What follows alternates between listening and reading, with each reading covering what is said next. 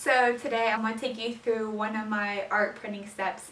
So I finished my oil pastels. I'm going to show you basically start to finish of how I take that oil pastel painting and turn it into an art print. So for art prints, I do in-house and I also do a third party. I do print on demand. Print on demand is basically when you use a third party system. You don't have anything in-house. I'm trying to integrate my shop into that more because it's easier. You don't have to worry about shipping, processing, any of that stuff. Basically someone orders it off your site, off of Etsy, and it goes directly to the printer. And the best thing for that is if you're on vacation, you don't have to close your shop down at all, which is what I like.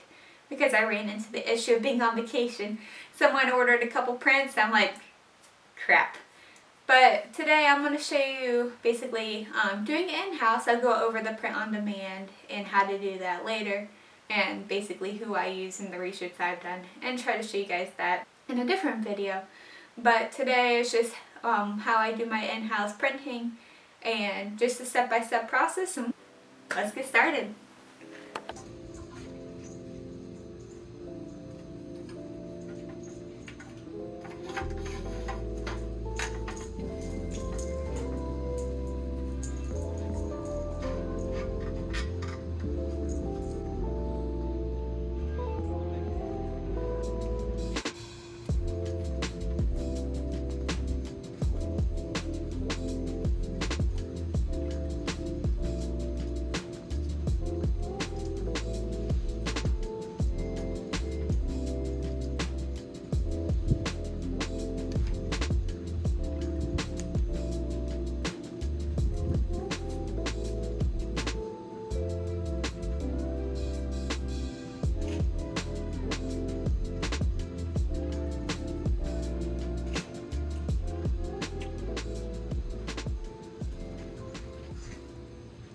Alright, so now that I have the photos that I want, we're going to open them up in Photoshop here. First we need to get rid of this background. The most efficient way I found to utilize these guidelines. You're going to take your mouse, hover over the ruler, click and drag. I drag these guidelines until I hit the first corner of the artwork. Then I continue the process for the other 3 sides here. Once you have those guidelines in place, we're going to go over to the rectangle tool here and highlight everything within the rectangle created by the new guidelines. Next we're going to go to the edit up here. Go to transform, distort. We're going to grab each corner of the artwork and drag it so it hits the corner of each guideline till it's flush, and then crop. Now that most of the background is gone, there are a couple areas that I missed. So let's clean those up right now. Now let's get rid of the clips holding my artwork in place. Using the selection tool, drag so the clip is within the area of the rectangle. Right click and click fill. Make sure the content says content aware. Then this will pull the surrounding pixels into the area and click OK. We're going to do the same thing to the other clip here. Sometimes Photoshop will pull different pixels than what you see here. When this happens, I use the stamp tool to clean up the area.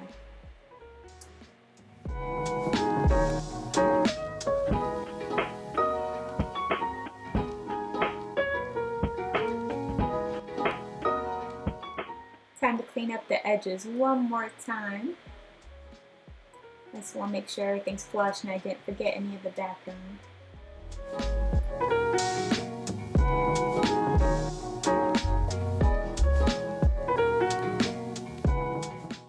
Lastly, I like to use the sharpen tool. This sharpens the image just a tad. Make sure the amount of the sharpening is minimal to give a more natural look. And then click save.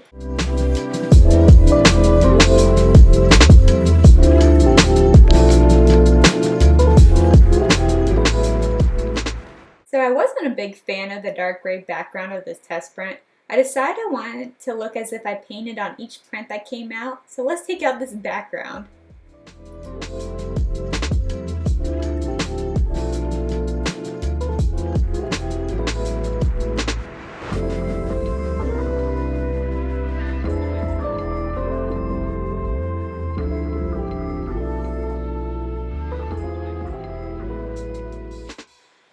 good reason why it's always great to test print before you put the prints on your site. Test printing also allows you to view the quality of each print. There will be times like this one where the artwork might not fit the aesthetic of the print unless tweaked.